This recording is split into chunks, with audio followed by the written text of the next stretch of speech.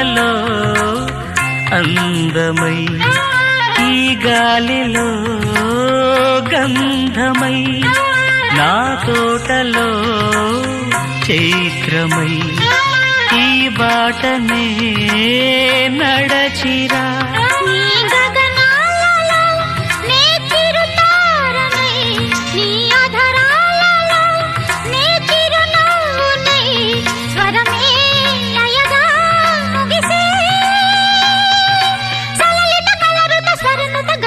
గమకము తెలియకని Keeravani